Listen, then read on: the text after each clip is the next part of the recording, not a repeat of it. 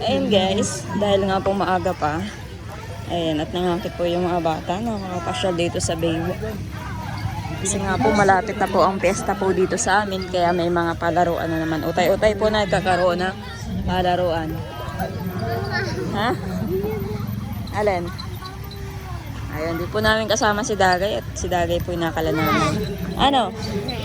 Ha?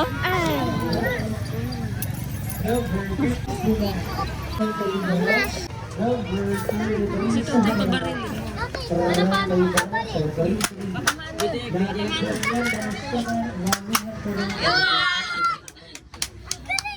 Kasay. Ikaw, Tutay. Si Tutay naman.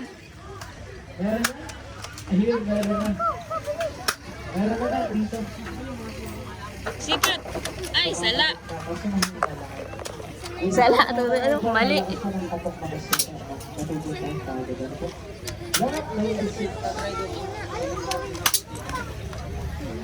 May nakasalad bang sa bawalan sa isisa? Bawasa dalawa, 21 per lang, 20 na daan ka, 30 sa sila, 50 daan, 69 daan. Ano pangarap mo? Ano yun?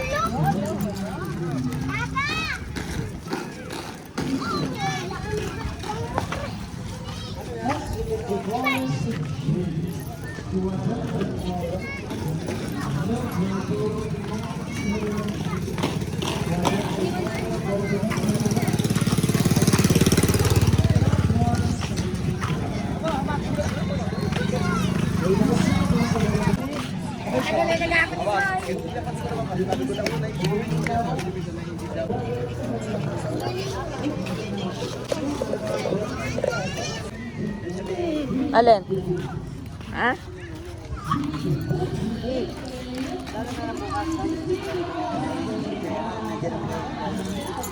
Ayun guys, may basketball yata po doon sa may plaza.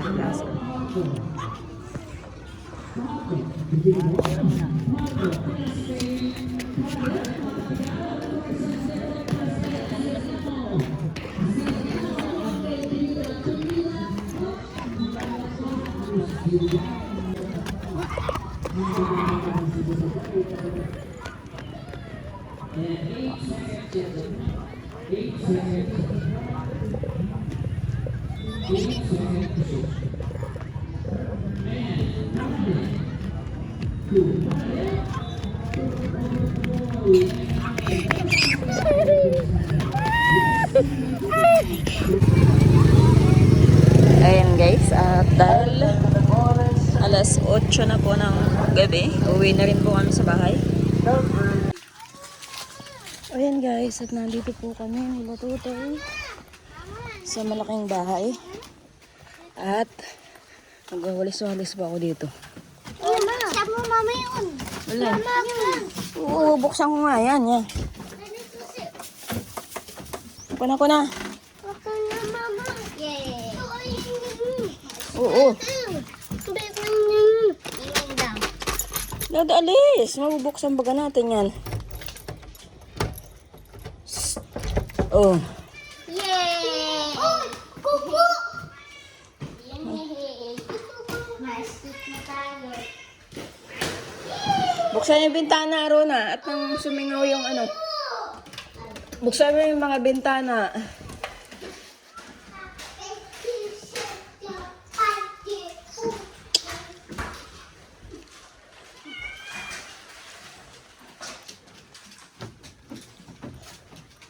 Ay, nawalis-walis po sa labas. Maraming pong basura na.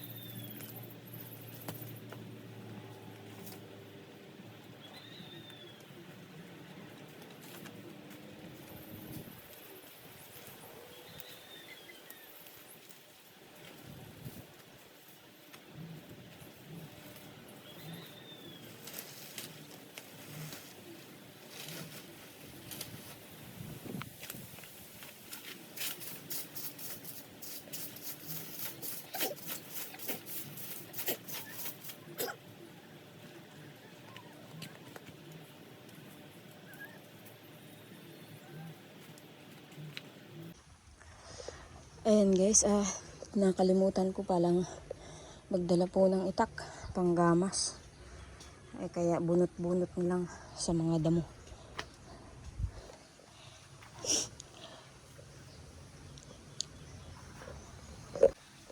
Wala rin pong daspan. Ipunin ko na lang po yung mga basura. At kung bukas ay makapunta uli po dito, saka ko na lang dadaspanin. Parang madakot ko yung mga basura. Ipunin ko, tapos bukas ko po papadikitan. At nag-ulan po kanina. Sobrang lakas po ng ulan. Tingnan po, basa po ang lupa. Kaya nabasa po yung yung mga plastic. Imbis na magsisiga po sana ako ng mga basura, bukas na lang kasi nabasa ng ulan. Iligpitin ko lang po yung mga kahoy-kahoy na pwedeng sigaan bukas. Ayan guys.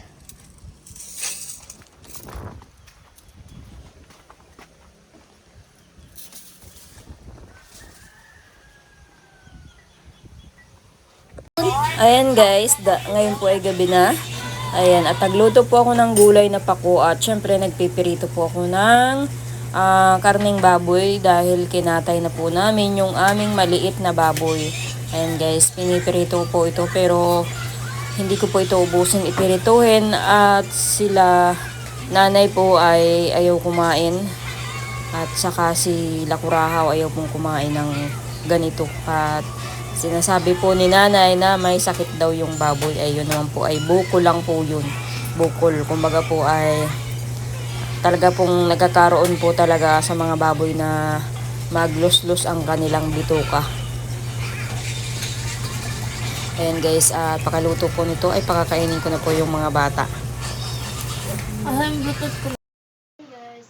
Magluto ay ito, ginagayakan ko na po ng ulam po yung mga bata. Kaso nga lang po ay dahil sa sinabi po ni nanay na may sakit yung baboy, lalaki daw ang bayag.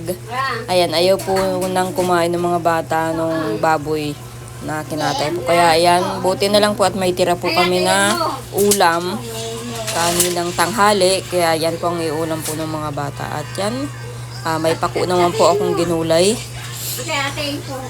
Ayaw rin naman po ng mga bata ng pako. Kaya yung tira lang po kaninang tanghali, yung iuulam po ng mga bata. Ayan. At kahit sila nanay po ay hindi kumuha ng karne at ayaw nga po nilang kumain. Kaya yun. Ako lang yata po ang kakain ito. Ayan guys, ngayon po ay umaga na naman. Ayan, at ngayon po ay araw na ng Biyernes ng umaga. Ayan, at hindi pa nakakapagligpit kasi tulog pa po si Tutoy. At syempre nakapagpinaw na po ako ng kitiklupin ko mga damit. Kasi tuyo na po yung mga nilabhan ko. Ayan, nagpipinaw pa po ako dun sa labas. At may mga kumot pa po titiklupin. Ayan guys, at nagtitiklop na po kami ni nanay. At nandito na rin po si Dagay. Ayan guys, tiklop muna kami ng damit. Bakit nanay ayaw mo ng karning baboy, nanay? Yung baboy na ano? Nanay? Ba't ayaw mo nung karne na yun? Ayan guys, at ayaw po ni nanay nung kinarning biik. At may ano daw, may sakit. May bukol. Ayan, nasa rip baga, nilagay ko. Kumuha ka na lang pag gusto mo. Si Ate Eugene, baka gusto. Pasara yun. Ha? Pasara yun. Si Ate Jen, pati kagabi nagpirito ako ng ulam namin. Nahawa na sa inyo. Si Ryan di nagkain. Si Kurahaw. Pati si Rona, si Tutoy, hindi mga nagkain. Ang kinain na yung tira naming ulam kahapon na tanghali. Yeah, hawa-hawa. Oy, sino lang ang kumain? Ako laang. Pero nagtikim-tikim din si Kurahaw. Tawa ng tawa ni Kurahaw at lalaki daw ang bayag. Bukas lalaki na ang bayag ni Tito Ryan nga. Kaya di nagkain si Di nagkain si Ryan. At lalaki daw ang bayag.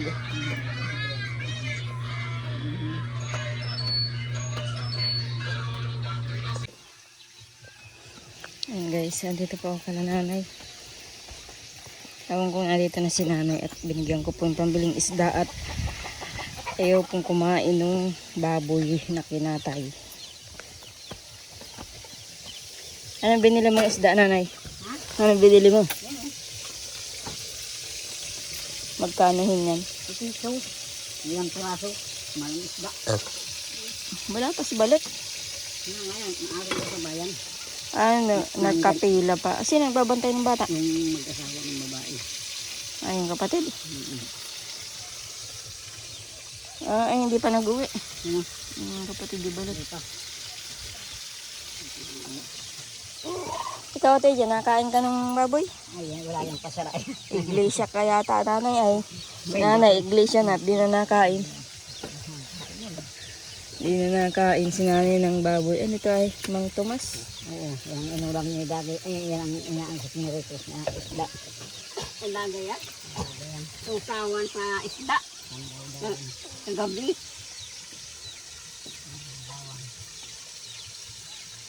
Daw-dawan. Dawan. Ikaw, Ate, dyan, nakain ka nun? Si Jem, kain ka ng baboy? Ha? Nakain ka? Huwag mong sabihin ayaw mo din. Napirito tayo. Hindi. Walang pa yan ay walang pasara yan si Jen. Walang pasala. Walang pasara yan. Wala naman yung ano yun. Lalaki ang bawal lang din, babae ang hindi. O ba't ayaw mong kumain, nanay, kung pwede ang babae?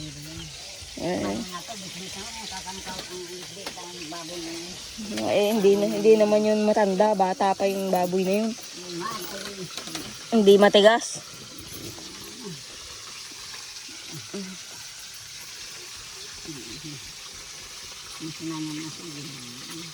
Sila papa, naggagatong na.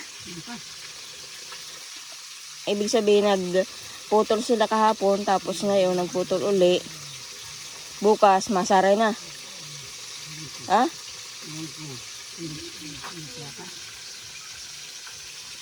Marami sigurong pila sa kuryente at ang tagal ni Balotay. Wala pa ay. Pila. Hindi nga sa ano ko, nakahulog na doon ako nagsakay ay. Kanino? Sa Idilin. Ay, nakahulog na yun. Doon ako sakay na nanak ko yun. Nasa ano, ako naglalakad daan sa tuta. Tapos ako mamit, nabila ko isda.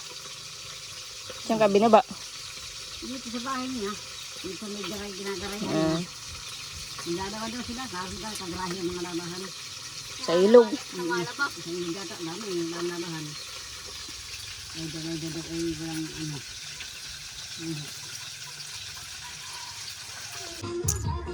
Ayan guys, at nagpipirito ulit po ako. Yung tira po kagabi, hindi ko po inaubos. At para may ulam po kami tanghalian. Total, nakain si Ate Jen, kaya sinama ko. At nakain. Awang ko si Dagay. Nakain ka nun? Pinirito ko. Ang baboy. Ang baboy, yung ba ang baboy nating maliit?